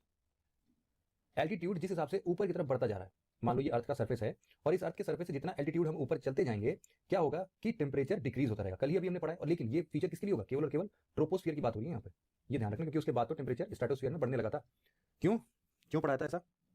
बिल्कुल सही, क्योंकि वहां पर ओजोन लेयर है, और ओजोन लेयर यूवी रेस को एब्जॉर्ब करता है, जिसकी वजह से टेम्परेचर बढ़ता जाता है। अच्छा, एक कंफ्यूजन थी, कल किसी ने, मैंने देखा कि कमेंट किया हुआ था ओजोन लेयर से रिलेटेड, कि वो लोअर लेयर में होता है कि अपर लेयर में होता है। तो ये कंफ्यूजन है जरा सा। अभी आप लोग, जैसा कि मैंने आपको बताया था कि ये अपर लेयर में प्रेजेंट होता है, मैं जरा कुछ रिलेवेंट सोर्सेज से इसको एक बार पढ़ के आपको बताता हूँ कि स्ट्रेटोस्फियर में जो ओजोन लेयर का पोजीशन है वो एक्जैक्टली है कहाँ पर। कि शुरुआती तौर से ही ओजोन देखने को मिलता है, सभी स्ट्रेटोस्फियर के पोर्शन में आपको ओजोन लेयर दिखेंगे, या फिर ऊपर के सतह पर केवल स्ट्रेटोस्फियर के ओजोन लेयर मिलते हैं। क्योंकि जिस सोर्स में मैंने अभी तक पढ़ा है वहां पर तो यही लिखा हुआ था कि 30 से 60 किलोमीटर के रेंज में ये हुआ करते हैं। लेकिन हमने भी पढ़ा कि भाई ट्रोपोस्फियर जो है या फिर ट्रोपोपॉज जो है वो 18 किलोमीटर इक्वेटर पर और 8 किलोमीटर पोल्स के बाद खत्म हो जाता है। तो उसके बाद तो स्ट्रेटोस्फियर स्टार्ट हो गया ना। लेकिन फिर भी क्या होता है कि ओजोन लेयर को स्टार्ट होने में लगभग 30 किलोमीटर और 60 किलोमीटर तक की रेंज लग जाती है। तो इसके हिसाब से देखा जाए, और हमने ये भी देखा था कि स्ट्रेटोस्फियर की हाइट जो होती है वो केवल 50 किलोमीटर तक होती है। तो ये भी एक थोड़ा सा डाउटफुल सिचुएशन है कि हम हमेशा क्यों पढ़ते हैं कि स्ट्रेटोस्फियर के अंदर ही ओजोन लेयर है। तो थोड़ा सा मुझे एक दो रिलेवेंट सोर्सेस गवर्नमेंट के साइट्स पर विजिट करके मैं आपको नेक्स्ट लेक्चर में ये कंफर्म इन्फॉर्मेशन दे दूंगा, कि फिर आप उस क्वेश्चन को जरा उस हिसाब से मॉड्यूलेट कर लेना, जिसमें कि स्टेटमेंट ये लिखा हुआ था कि जो भी ओजोन लेयर है वो lower layer of the stratosphere में प्रेजेंट होता है। तो हमने उसको फिलहाल अभी कल वाले लेक्चर में तो गलत कर दिया था। मैं आपको अगली क्लास में कंफर्म करके बता दूंगा कि ये सही स्टेटमेंट है या गलत स्टेटमेंट है। ठीक है, तो उस पर कंफ्यूजन नहीं होनी चाहिए अभी आपको। अब देखो क्या होता है कि हाइट जैसे जैसे इंक्रीज करता जाता है, तो आपको पता है कि एयर क्या होता है, रेरिफाइड होता है कि नहीं, ये हमने पढ़ा था कल। और जैसे ही रेरिफाइड होता है तो जो भी प्रेशर वो एक्सर्ट करना चाहेगा, तो वो क्या उतना ही प्रेशर एक्सर्ट कर पाएगा क्या? हमने देखा था कि सी सरफेस पर 1 सेंटीमीटर स्क्वायर के शेप में अगर हम एयर के द्वारा प्रेशर देखते हैं तो ये कितना आता है? 1034 ग्राम्स आता है पर सेंटीमीटर क्यूब। ये इसका क्या है? प्रेशर है। मान लो प्रेशर एक तरीके का है, ग्राम पर सेंटीमीटर क्यूब हालांकि प्रेशर नहीं बताता है, लेकिन फिर भी आप इस हिसाब से समझो कि अगर इतना फोर्स अप्लाई कर रहा है, एक्चुअल में यहाँ पर इतना वेट इसको महसूस होगा 1 सेंटीमीटर क्यूब में। सिंपल सा बात ये है। तो जैसे जैसे हम ऊपर जाते जाएंगे तो एटमॉस्फेयर का एक बड़ा लेयर जो है वो तो कटता जाएगा ना। मान लो ये अर्थ है और इसके बाद ये वाला एटमॉस्फेयर है, इसके बाद ऊपर एक और एटमॉस्फेयर का लेयर है। तो जब हमने इतना एटमॉस्फेयर का लेयर काट दिया है, जब हम इस हाइट पे पहुंच गए, तो यहाँ तो केवल इतना ही मोटा एटमॉस्फेयर है ना, तो इसका वेट तो बहुत ही कम होगा, मतलब प्रेशर तो बहुत ही कम लगेगा। तो हम सिंपल यही बता रहे हैं कि जैसे जैसे हम एल्टीट्यूड को बढ़ाते जाएंगे, मतलब जैसे जैसे हम अर्थ के ऊपर ऊपर बढ़ते जाएंगे, हाइट के ऊपर इंक्रीज करते जाएंगे, क्या होगा कि प्रेशर जो होता है वो कम होगा। और टेम्परेचर भी वेरिएशन हमने कल ही देख लिया था, जिगजैग शेप में होते हैं कुछ, लेकिन ट्रोपोस्फियर तक की बात की जाए तो हम ऊपर ऊपर चलते जाते हैं और टेम्परेचर डिक्रीज होता जाता है। और ये लगभग लगभग हर 165 मीटर ऊपर जाने पर 1 डिग्री सेल्सियस का टेम्परेचर कम हो जाएगा। इसी के आसपास हमने कल भी पढ़ा था कि क्या होता है कि 1 किलोमीटर तक पहुंचते पहुंचते 6.5 डिग्री सेल्सियस का टेम्परेचर वेरी करता है। तो ओवरऑल कैलकुलेट करके आप देखोगे तो मोर और लेस 16 छक्का 96 होता है, तो 960 किलोमीटर और प्लस इसका आधा और तो 80 किलोमीटर लगभग, तो हाँ वही आ रहा है 10 समथिंग आ रहा है। तो 1 किलोमीटर के हिसाब से आप देखोगे कि 6.5 डिग्री चेंज होता है, या फिर आप ये भी पढ़ सकते हो कि जो है 165 मीटर जो है 1 डिग्री सेल्सियस की वेरिएशन देखने को मिल सकती है। अगला फैक्टर है अर्थ डिस्टेंस फ्रॉम द सन। देखो ये सबसे पहले तो मैं यही बता दूं कि अर्थ डिस्टेंस फ्रॉम द सन उतना ज्यादा वेरी करता भी नहीं है, क्योंकि हमने इसको बहुत ही अच्छे तरीके से पढ़ा था। किस हिसाब से 4 जनवरी को अर्थ जो है वो सन के सबसे पास होता है, लेकिन फिर भी हमारे नदर्न हेमिस्फीयर में जनवरी के टाइम पे बढ़िया ठंड चलती रहती है, विंटर वेकेशन चलता रहता है, ठीक है। तो इसीलिए ये फैक्टर उतना इंपॉर्टेंट तो नहीं है, लेकिन फिर भी एक फैक्टर में हम इसको सबसे लास्ट में ही लिखेंगे, जब भी लिखेंगे। अगर स्पेस बचता है तब लिखेंगे, नहीं बचता है तो उसको छोड़ भी सकते हैं। जैसा कि हमने पढ़ा था कि अर्थ जो है वो लगभग लगभग 2 तरीके से सामने आता है सन के। एक तो बहुत दूर होता है जिसको हम लोग बोलते हैं एपीहेलियम, तो ये लगभग लगभग 94 मिलियन 5 क्या बोलेंगे 94.5 मिलियन माइल्स दूर है। और दूसरा यहाँ पर ये 91.4 मिलियन माइल्स दूर है। तो यहाँ वाला जो पोजीशन है, ये जो सन इसके पास पहुंच जा रहा है, इस पास वाले पोजीशन को हम क्या बोलेंगे, पेरीहेलियम। ये अराउंड 4 जनवरी के आता है। और दूसरा पोजीशन है 94.5 मिलियन माइल्स वाला, ये लगभग लगभग जुलाई में आता है, और इसलिए यहाँ पर होता है एपीहेलियम। तो इसके बेसिस पर क्या होगा कि सन कितना रेज एक्सेप्ट करता है, कितना एमिट करता है, इस पर थोड़ा सा डिपेंडेंट होता है। लेकिन फिर भी 3-4 जनवरी के आसपास जब सन से सबसे पास होता है, तो ऑब्वियस बात है कि जो भी इंसुलेशन है सन का वो बढ़ जाएगा। भले ही उसका इफेक्ट हमको नहीं देखने को मिलता है, उसके लिए दूसरे फैक्टर्स रिस्पॉन्सिबल हो सकते हैं, जैसे कि लैंड और सी का डिस्ट्रीब्यूशन क्या है, एटमॉस्फेरिक सर्कुलेशन क्या है। लेकिन फिर भी आप देखो कि ये वाली चीजें थोड़ी सी ज्यादा डोमिनेट होती हैं, सन का उतना इफेक्ट देखने को नहीं मिल पाता है, ठीक है। तो इसीलिए हम इसको हमेशा लास्ट में लिखेंगे। लेकिन अगर काउंट कराने की बात होगी और नंबर बढ़ाने की बात होगी तो हम अर्थ डिस्टेंस फ्रॉम द सन को भी लिख के जरूर आएंगे। इसके बाद देखो एक कॉन्सेप्ट है जिसका नाम है लैटिट्यूडिनल हीट बैलेंस। अब वो खत्म हो गया, फैक्टर्स रिस्पॉन्सिबल जितने भी हमने पढ़ने थे वो सभी 8 फैक्टर्स थे, उन 8 फैक्टर्स को हमने डिटेल से पढ़ लिया है। अब बात आती है कि लैटिट्यूडिनल हीट बैलेंस क्या है। क्या ऐसा होता है कि जिन जिन लैटिट्यूड्स में हम चेंज करते जाएंगे उसके अकॉर्डिंगली जो हीट का बैलेंस है वो भी कम होता जाएगा। तो ये बात बिल्कुल सही है। और इस बात पे अगर हम केवल और केवल सन को एक्सेप्ट करना स्टार्ट करें, तो सन को एक्सेप्ट करने के बाद क्या होगा, ऐसा कुछ डायग्राम बनेगा जिसमें क्या होगा कि जो ट्रॉपिकल रीजन है वहां पर सन के रेज सबसे ज्यादा होंगे, और इसकी वजह से जो हीट का अमाउंट है वो हीट ट्रॉपिकल रीजन के आसपास वाली जगहों पर काफी ज्यादा होगा।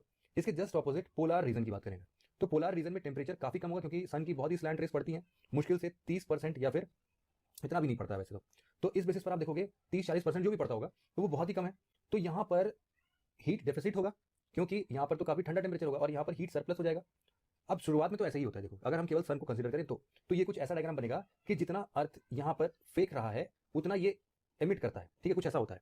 तो जिस हिसाब से लैटिट्यूडनल वेरिएशंस हम दिखाएंगे, तो कहां पर हीट सरप्लस होगा, ऑब्वियस सी बात है ट्रॉपिकल रीजन के आसपास, और कहां पर हीट डेफिसिट होगा, ऑब्वियस सी बात है पोलर रीजन के आसपास। तो यहां पर देखो ये जो यहां पर एक हम ये डायग्राम देख रहे हैं, तो यहां पर हम लोग को ये वाला जो रीजन है ये क्या दिखा रहा है, ये दिखा रहा है नेट लॉस का, ठीक है। कौन सा वाला रीजन, ये वाला रीजन, ये दिखा रहा है ठंडा वाला, ये नेट लॉस का है। और कहां पर गर्म वाला है, ये वाला गर्म वाला है। मतलब कि एक ऐसा कुछ बीच का टेम्परेचर बन रहा है 40 डिग्री नॉर्थ और 40 डिग्री साउथ लैटिट्यूड में भी ऐसा पड़ेगा, जहां पर जितना अमाउंट ऑफ हीट गेन होता है उतने अमाउंट में हीट एमिट भी हो जाता है। तो यहाँ पर सबसे ज्यादा हीट रिसीव करने की बात होगी तो इक्वेटर और ट्रॉपिक रीजन के पास में होगी, सबसे कम हीट रिसीव करने की बात होगी तो ये इन सब जगहों पर होगा। तो इस बेसिस पर, और आप ये भी देखो ना कि यहाँ पर ग्लेशियर्स वगैरह होते हैं तो रिफ्लेक्शंस भी ज्यादा होते हैं, तो इसीलिए हीट बैलेंस जो है पोलर साइड में काफी कम हीट ये गेन कर पाएगा, ठीक। तो 2 रीजन क्या पड़ा, एक तो एनर्जी डेफिसिट ऑलरेडी है ही है। ये एनर्जी डेफिसिट कैसे, एक तो स्लैंट सनलाइट है और दूसरा अल्बीडो भी इतना ज्यादा है पोलर रीजन का, तो इस बेसिस पर वो एनर्जी डेफिसिट रीजन बनेगा। और जो ट्रॉपिक्स वाले रीजन होंगे यहाँ पर progressively heat land masses absorb करते जाएंगे, जिसके बेसिस पर ये थोड़े से बढ़ जाएंगे। अब क्या होगा कि एटमॉस्फेयर और ओशियंस की अगर बात करें तो वो भी ट्रॉपिक्स के चेंज होने के साथ साथ हीट के अंदर वेरिएशंस दिखाते हैं। जैसे कि एटमॉस्फेयर में प्लैनेटरी विंड की बात करें और ओशन में ओशन करंट्स की बात करें, तो कहां से वार्म करंट कोल्ड करंट वगैरह निकलते हैं ना, तो इसके बेसिस पर भी तो हीट बैलेंस हम देखते हैं ट्रॉपिकल चेंजेस के साथ ही साथ। तो ये एक लैटिट्यूडिनल हीट बैलेंस की हमने बात की, यही बता रहा है कि यहाँ पर देखोगे आप कि 30 से लेकर 50 तक के लैटिट्यूड्स में जो मिड लैटिट्यूड्स है वो एनर्जी सरप्लस रीजन बनाते हैं, यहाँ पर एनर्जी ज्यादा होती है, और इसके बाद वाले जो रीजन होते हैं वो एनर्जी डेफिसिट वाले रीजन होते हैं। तो मोर और लेस देखा जाए कि मिड लैटिट्यूड्स जो भी होंगे 30 से 50 डिग्री नॉर्थ, 30 से 50 डिग्री साउथ, यही कुछ मॉडरेट टाइप ऑफ क्लाइमेट बताएंगे जहां पर सरप्लस और क्या बोलते हैं डेफिसिट दोनों इक्वेटेड होंगे। अब दूसरा एक कॉन्सेप्ट आता है जिसको मैंने भी बताया था शुरुआती लेक्चर में कि हम हीट बजट भी पढ़ेंगे। तो हीट बजट में कितना amount of heat earth receive करता है, कितने amount of heat earth emit कर देता है, रिफ्लेक्ट बैक कर देता है, इन सब के बारे में हीट बजट है। और कैसे जो सन के द्वारा हम हीट रिसीव करते हैं वो ऐसा कैसे हो रहा है कि हम हीट रिसीव करते तो जा रहे हैं लेकिन उसका प्रभाव हमारे पृथ्वी पर कुछ खास पड़ नहीं रहा है। तो इसके बेसिस पर डे और नाइट का डिफरेंस, डायर्नल डिफरेंसेस जिसको हम लोग बोलते हैं। इसके अलावा आप देखो कि हीट कितना एब्जॉर्ब हो रहा है, कितना एमिट हो रहा है, इन सब के पीछे भी काफी रीजंस हैं। तो आप देखो क्या होता है कि इंसुलेशन के चलते शॉर्ट वेव के फॉर्म में, जैसा कि अभी हमने पढ़ा, ये शॉर्ट वेव के फॉर्म में अर्थ के पास आते हैं रेडिएशन, लेकिन अब बीच में कुछ ना कुछ एटमॉस्फेयर पड़ जाता है, बादल पड़ जाता है, या फिर आप देखो ओजोन वाला लेयर है, या फिर जो भी चीजें डस्ट पार्टिकल्स वगैरह हैं, तो यहाँ से क्या क्या चीजें हो सकती हैं, एक तो लाइट स्कैटर हो सकती है, एक लाइट रिफ्लेक्ट हो सकती है, और एक लाइट एब्जॉर्ब हो सकती है।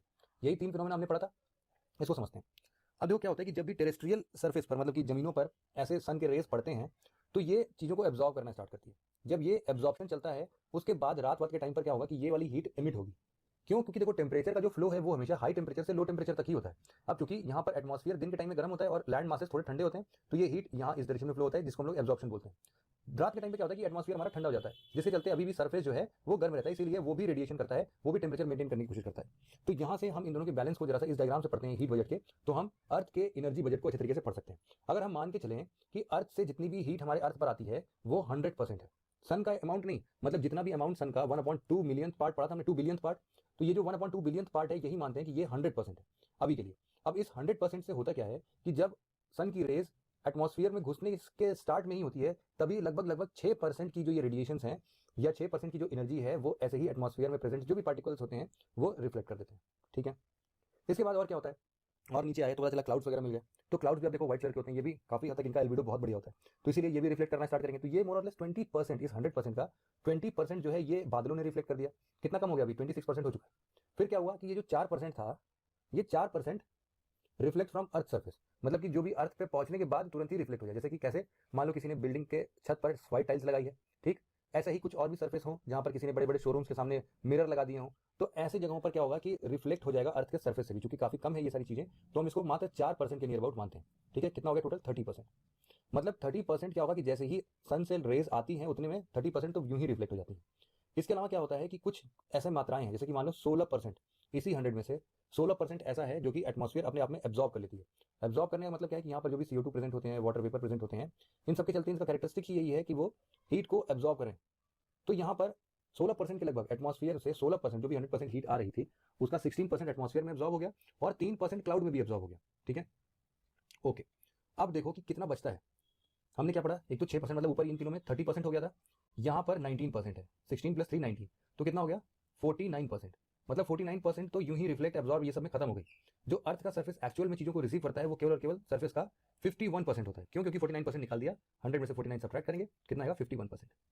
तो लैंड और ओशियन के चलते आप देखोगे कि 51% केवल अर्थ के सर्फेस तक पहुंच पा रहा है। तो अगर हम इस 51% को वापस से 100% मान लेते हैं, ठीक है, तो इसके बेसिस पर अब कहां जा रही है ये जो 51%, सन की 51%, मतलब जो इनकमिंग सोलर एनर्जी थी उसको हमने 100% माना, और इसका केवल 51% ही लैंड सर्फेस तक पहुंचता है। अब हम थोड़ा सा एक और एजम्पशन लेते हैं कि मान लो इस 51% जो कि लैंड और ओशन के द्वारा हीट को एब्जॉर्ब कर लिया गया, एनर्जी को एब्जॉर्ब कर लिया गया, इसके चलते रिफ्लेक्शन कैसे होता है, मतलब कि वापस से जो लॉन्ग वेवलेंथ में अर्थ एमिट करता है ना, वो एमिशन कैसे होता है। मान लो कि पूरा जितना भी अर्थ ने अभी तक चीजों को एब्जॉर्ब किया, एनर्जी को एब्जॉर्ब किया, वो 100% है। अब इस 100% में हम देखें कि जो 7% है ना, वो कंडक्शन, राइजिंग एयर, इन सब के कारण निकल जाता है। मतलब कि अर्थ से मान लो कुछ भी चीजें कंडक्ट, मतलब कि एक दूसरे से कनेक्टेड थी और उसमें में निकल गई, या फिर एयर के राइज होने से, मतलब कि कन्वेक्शन से निकल गई, तो 7% तो ऐसी हीट जो है वो बाहर चली जाती है स्पेस में।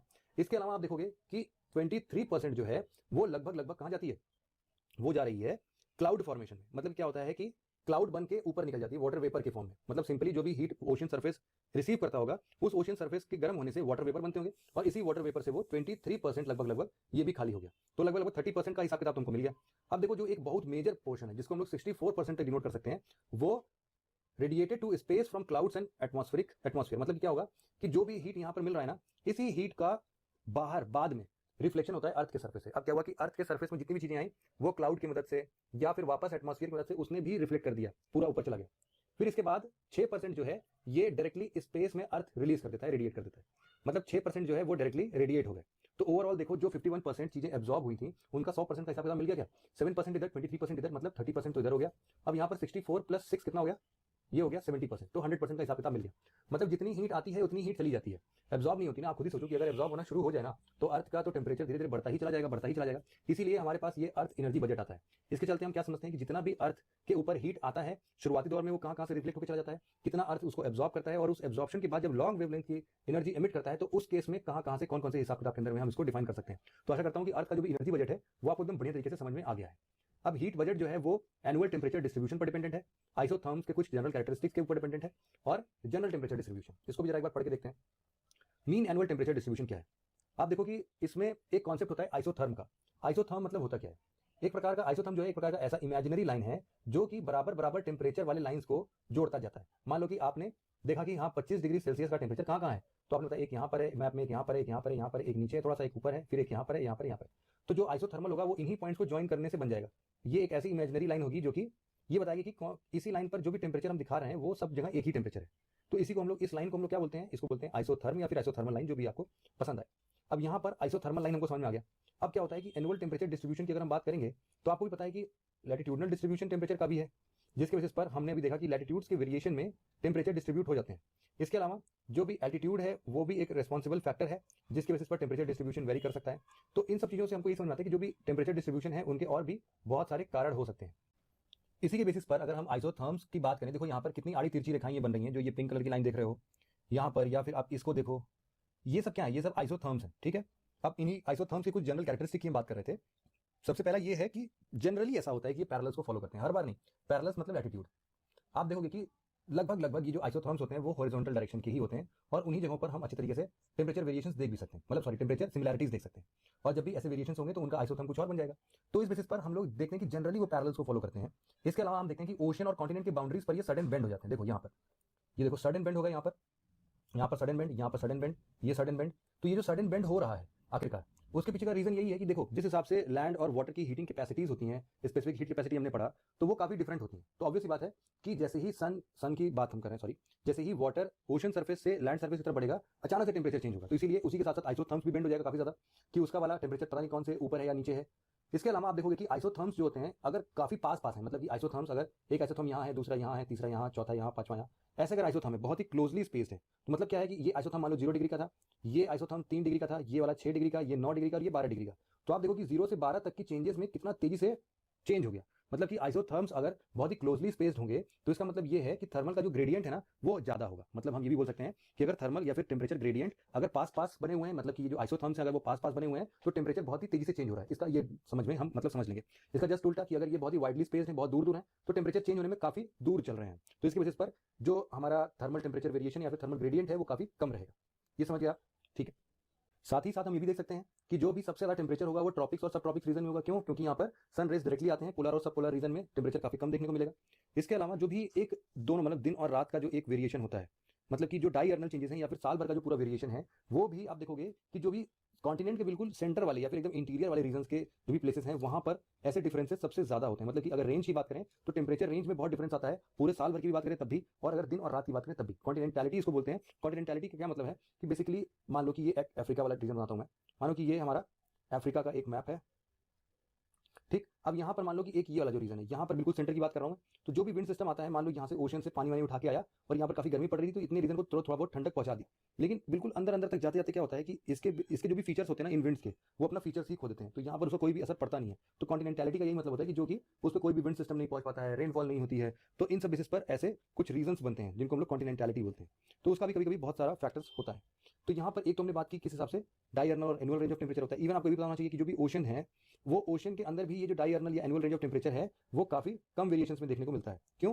क्योंकि आप खुद ही सोचो कि स्पेसिफिक हीट कैपेसिटी जो है वाटर की काफी ज्यादा है, बहुत देर में ठंडा होता है, बहुत देर में गर्म होता है। तो इस बेसिस पर हम फ्रीक्वेंट चेंजेस नहीं देख सकते ना, तो इसीलिए जो भी टेम्परेचर डिस्ट्रीब्यूशन रहा है यहाँ का ओशन का, वो उसका रेंज बहुत ही कम है। जो भी ईस्टर्न मार्जिन होते हैं कॉन्टिनेंट्स के, वहां पर आप देखोगे कि यूजुअली आपके पास टेम्परेचर ग्रेडियंट या फिर जो भी ये स्लोप्स वगैरह होते हैं ये काफी पास पास है, क्लोजली स्पेस्ड है। ऐसा क्यों है कि ईस्टर्न मार्जिन पर ही क्लोजली स्पेस्ड है? क्योंकि ईस्टर्न मार्जिन पर आप देख रहे हो कि वार्म ओशन करंट ट्रैवल करता है। इसका जस्ट ऑपोजिट कि जो भी टेम्परेचर ग्रेडियंट है वो western margin of the continent पर वाइड होते हैं। क्यों? क्योंकि कोल्ड करंट की बात है। इसके अलावा देखो आइसोथर्म्स जो होते हैं वो नदर्न हेमिस्फीयर में कुछ और बिहेवियर शो करते हैं और सदर्न हेमिस्फीयर में कुछ और बिहेवियर शो करते हैं।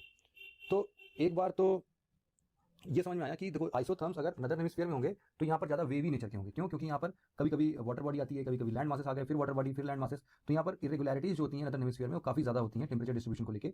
लेकिन अगर इसी आइसोथर्म की आप सदर्न हेमिस्फीयर में बात करो तो सदर्न हेमिस्फीयर में यूजुअली ऐसा नहीं होता, क्योंकि वहाँ पर लैंड मासेस काफी कम है, तो एक स्मूथ फ्लो हमेशा चलता रहता है। इसके बाद देखो क्या है कि जब भी आप वार्म करंट या कोल्ड करंट से होकर गुजरते हो तो डेफिनेटली जैसे कि मान लो नॉर्थ अटलांटिक ड्रिफ्ट है, गल्फ स्ट्रीम है, ये सारी करंट्स जो भी जैसे कुरोशियो करंट है, वार्म करंट है, एक नॉर्थ पैसिफिक करंट भी था, ये सब भी अगर साथ में पढ़ लिया जाए यहाँ पर जनरल टेम्परेचर डिस्ट्रीब्यूशन में तो भी बेहतर होगा, क्योंकि आप देखो कि जिस हिसाब से हम टेम्परेचर वेरिएशन देख रहे हैं डायरनल और एनुअल, तो उसमें ओशनिक करंट्स का भी अपना एक रोल प्ले होगा। इसके अलावा देखो और किसका रोल प्ले होगा, वो होगा माउंटेन्स का। जिस हिसाब से हमने देखा कि नॉर्थ साइड माउंटेन है कि साउथ साइड माउंटेन है, इसके साथ ही साथ हम देखते हैं कि हॉरिजॉन्टल डिस्ट्रीब्यूशन ऑफ टेम्परेचर में भी माउंटेन्स का बड़ा रोल है।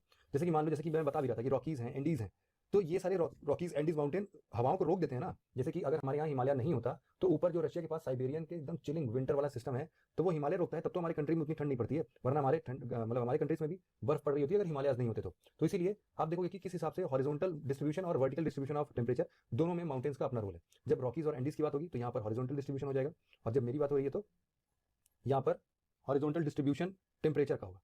ठीक है, मतलब हॉरिजॉन्टल डिस्ट्रीब्यूशन ऑफ टेम्परेचर को ये अफेक्ट करेंगे कि माउंटेन्स जो है वो वर्टिकल नेचर के हैं। ओके, सीजनल टेम्परेचर डिस्ट्रीब्यूशन क्या होता है? देखो क्या है कि एक तो हमने ये पढ़ा कि टेम्परेचर का डिस्ट्रीब्यूशन अगर हम लोग ग्लोबल लेवल पर पढ़ेंगे तो सबसे ज्यादा जो चेंजेस आते हैं, सबसे ज्यादा वेरिएशंस जो देखने को मिलते हैं वो जनवरी और जुलाई मंथ में देखने को मिलते हैं। अब इसीलिए क्या होता है कि जो भी हमारे जो मॉर्फोलॉजिस्ट होते हैं या फिर जो भी हमारे ये वेदर साइंटिस्ट होते हैं, ये सब लोग जनवरी और जुलाई को ही अपना बेस मान के रिसर्च स्टार्ट करते हैं। तो बेसिकली देखा जाए तो नॉर्मल तरीके से तो टेम्परेचर का लैटिट्यूड पे क्या इफेक्ट पड़ता है वो भी इंपॉर्टेंट है, और जनवरी से और जुलाई में किसका ज्यादा चेंजेस देखने को मिलता है, तो बेसिकली जनवरी में बहुत ज्यादा वेरिएशंस होते हैं, तो इसीलिए जनवरी को सिलेक्ट किया गया पहले पढ़ने का। तो नॉर्दर्न हेमिस्फीयर की बात करें तो यहाँ पर लैंड का सरफेस काफी ज्यादा है सदर्न हेमिस्फीयर के कंपेयर में, तो इसके चलते भी चीजें चेंज होती हैं। इसके बाद ये देखो, ये सीजनल टेम्परेचर डिस्ट्रीब्यूशन है समर का और विंटर का। तो हालांकि ये उतना इंपॉर्टेंट नहीं है, लेकिन हाँ जब भी आप आंसर वगैरह लिखो तो इस डायग्राम को आप इस तरीके से बना सकते हो। तो यहाँ पर जो भी थे जनवरी और जुलाई के सीजनल टेम्परेचर डिस्ट्रीब्यूशन, इसके बारे में पढ़ने की कोशिश करते हैं। देखो सीजनल टेम्परेचर डिस्ट्रीब्यूशन अगर जनवरी की बात करें तो जनवरी में क्या हो रहा है कि आप नदर्न हेमिस्फीयर पर अगर ध्यान दोगे तो यहाँ पर वेरिएशन ज्यादा देखने को मिलेंगे। क्यों? क्योंकि जो भी नदर्न हेमिस्फीयर है वहाँ पर ठंड होगी, विंटर सिस्टम चल रहा होगा, और सदर्न हेमिस्फीयर में यहाँ पर समर सीजन चल रहा होगा। इसीलिए आप देखो जिसको हम लोग थर्मल इक्वेटर बोल रहे हैं। थर्मल इक्वेटर मतलब कि inter tropical convergence zone, ITCZ, inter tropical convergence zone. ये जो इंटर ट्रॉपिकल कन्वर्जेंस जोन है जहाँ पर सारे सन के हीट इकट्ठा होते हैं, जिनको हम लोग थर्मल इक्वेटर का नाम देते हैं, वो सदर्न हेमिस्फीयर में देखने को मिलेगा। ठीक है, और इसके चलते आप देखो वेरिएशन कैसे हो रहे हैं कि यूजुअली आप देखोगे ठंड का टाइम है तो ये जो भी लैंड मासेस है अपने एशिया में देख लो या फिर नॉर्थ अमेरिका वाले पोर्शन में देखो, तो ये हमेशा इक्वेटर की तरफ बेंड है, सबके सब बेंड है। ऐसा क्यों हो रहा है? क्योंकि इस टाइम तक जो भी जमीन है वो काफी ठंड हो चुकी होती है, और पोलर विंड सिस्टम चलता है। मान लो इंडिया की बात करें तो इंडिया में उसके ऊपर अगल बगल पूरा साइबेरियन विंड्स चलते हैं, बहुत ही ठंडे चिलिंग विंड्स होते हैं, तो ये उधर चलते हैं, तो ठंड जो है वो काफी पास आ गई है यहाँ पर। तो आप देखो इसीलिए तो अगर ये कितनी लाइन है, मान लो ये 10 डिग्री की लाइन है, तो 10 डिग्री की लाइन अगर यहाँ पर होती और ये बेंड ना हुआ होता तो ये 10 डिग्री की लाइन और कहाँ रिफ्लेक्ट होती? ये रिफ्लेक्ट होती, मान लो यहाँ की है तो ये रिफ्लेक्ट होती कहीं ऊपर, और ऊपर कौन सी लाइन रिफ्लेक्ट कर रहे हैं? 0 डिग्री से -12 डिग्री तक का। तो मतलब क्या है कि जितना हम लोग इसको बेंड करते जा रहे हैं उसके हिसाब से टेम्परेचर डिस्ट्रीब्यूशन भी चेंजेस होते जा रहे हैं। एक तो ये लैंड मासेस में देखा कि ये इक्वेटर की तरफ भागने की कोशिश कर रहे हैं, लेकिन इसका जस्ट ऑपोजिट ओशन सर्फेस में आप देखोगे कि ये ऊपर पोलर साइड में भागने की कोशिश कर रहे हैं। तो इस हिसाब से भी हीट बैलेंस जो होता है वो नेचुरली अपने आप होता रहता है ठंड के टाइम में, और अगर अभी यही हम समर के टाइम में बात करेंगे तो ये जस्ट ऑपोजिट जुलाई के मंथ में हो जाएगा। यहाँ पर जो भी सदर्न हेमिस्फीयर है उसका बिहेवियर अगर बात करें तो यहाँ पर तो लैंड मासेस होते नहीं है, तो इसलिए बहुत ज़्यादा वेरिएशन देखने को नहीं मिलता है। लेकिन यहाँ पर फिर भी उतना वेरिएशन नहीं हुआ कभी भी जितना हमारे इस साइड नॉर्दर्न हेमिस्फीयर में देखने को मिलता है, क्योंकि यहाँ पर लैंड और ओशन सर्फेस दोनों ही एबंडेंट अमाउंट में अवेलेबल है। इसके बाद यहाँ पर नदर्न हेमिस्फीयर सदर्न हेमिस्फीयर की भी बात फिलहाल तो हमने जनवरी वाले में कर ली। तो वार्म ओशन करंट जैसे कि Gulf Stream, North African drift, इन सब के कारण क्या होता है कि नदर्न पोल पर भी गर्मियां पड़ जाती है, मतलब गर्मी इन द सेंस की नॉर्मल टेम्परेचर ही रहता है। और इसका जस्ट ऑपोजिट कि ठंड जो है वो साइबेरिया, ग्रीनलैंड, इन सबसे आते आते हमारे कंट्री में भी आता है, तो यहाँ पर अपने आप भी इस टाइम पर क्लाइमेट सही रहता है। सदर्न हेमिस्फीयर में यही बात किया मैंने कि ITCZ जो है वो या फिर थर्मल इक्वेटर जो है वो साउथ डायरेक्शन में शिफ्ट हो चुका है, और वहां पर गर्मियों का सिलसिला जारी रहा है।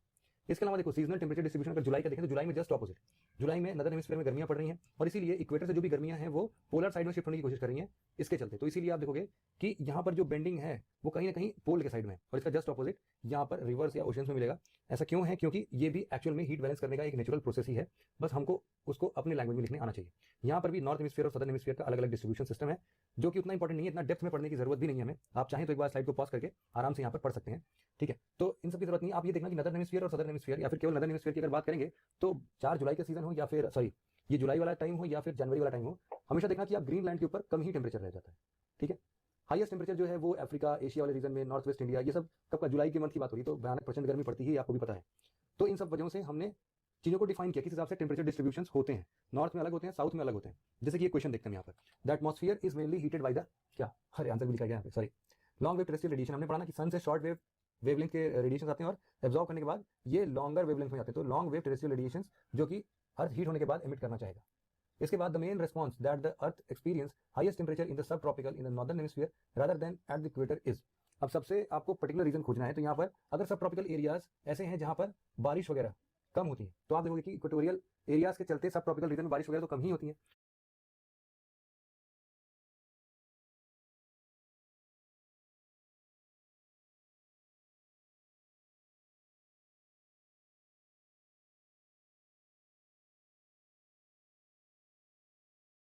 तो यहाँ पर जो क्वेश्चन पूछा गया था कि हाईएस्ट टेम्परेचर जो है वो सब ट्रॉपिक्स या है इक्वेटर पर क्यों नहीं है, वो इसलिए क्योंकि देखो जो टाइम ड्यूरेशन है अर्थ का वो भी, और एक ये भी क्लाउड फॉर्मेशन, देखो बारिश हमेशा होती रहती है इक्वेटर पे, हर शाम में बारिश होती है, तो इन सब के चलते वो एकदम हीट नहीं हो पाता है, मतलब कि वो टेंस्ड भी रहेगा, या फिर आप देखो कि उसका मतलब जो भी सिचुएशन उस टाइम पे रहते हैं उसमें सबसे प्रोमिनेंट रोल प्ले करता है रेनफॉल। तो अगर बारिश हो जाती है तो वो उतना ज़्यादा टेम्परेचर नहीं बना पाता, हालांकि ह्यूमिडिटी वगैरह वहाँ पर काफ़ी ज़्यादा होती है।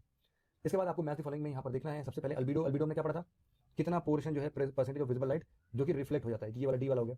इंसोलेशन की बात करें तो इंसोलेशन मतलब क्या, जो भी सोलर रेडिएशन आते हुए दिख रहे हैं वो इंसोलेशन हो गया।